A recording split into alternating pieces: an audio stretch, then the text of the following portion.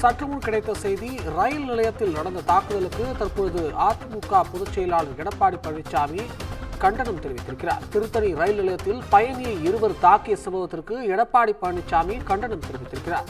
போதை இளைஞர் ஒருவர் காவலரை கத்தியுடன் விரட்டிய செய்தி அதிர்ச்சியை அளிக்கிறது என்றும், போதைப் பொருள் புழக்கமும் அதனால் ஏற்படும் சட்ட ஒழுங்கு சீர்கேடும் முதல்வர் என்ன பதில் சொல்லப் போகிறார் என்றும், அடுத்த நொடி யார் எந்த போதையில் நம்மை தாக்கப் போகிறார் என்ற உயிர் பயத்திலேயே தமிழக மக்கள் வாழ வேண்டுமா என்றும் கேள்வி எழுப்பியிருக்கிறார்.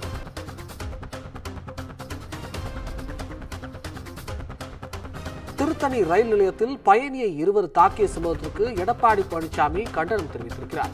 போதை இளைஞர் ஒருவர் காவலரை கத்தியுடன் விரட்டிய செய்தி அதிர்ச்சி அளிக்கிறது எனவும் அவர் தெரிவித்திருக்கிறார்.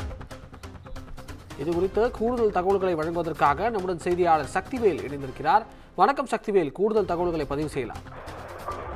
நிச்சயமாக வணக்கம் அபிஷேக். திருத்தணி ரயில் நிலையத்தில் நின்று கொண்டிருந்த ஒரு சாமானியர் மீது 2 இளைஞர்கள் தாக்கியதாக செய்திகள் வருகின்றன. அதே போல் திருப்பூர் போதை இளைஞர் ஒரு நடுரோட்டில் விரட்டி செய்தியும் அளிக்கின்றது.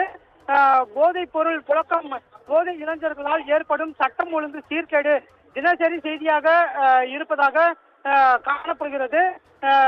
அடுத்தடுத்து யார் எந்த போதையில் நம்மை தாக்கப் போகிறார்கள் என்ற உயிர் பயத்தில் தமிழக மக்கள் வாழ்வதாகவும் கேள்வி எழுப்பப்படுகிறது.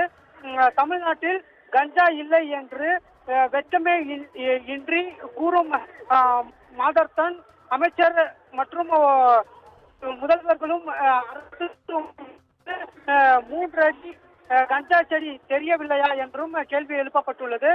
கடந்த ஒரு வாரம் மட்டும் நாகப்பட்டினத்தில் 140 கிலோ, ராமநாதபுரத்தில் 564 கிலோ, திருச்சியில் 4 கிலோ என தமிழகத்தில் குறித்து செய்திகள் தான் வெளிவருவதாகவும் தெரிய வந்துள்ளது.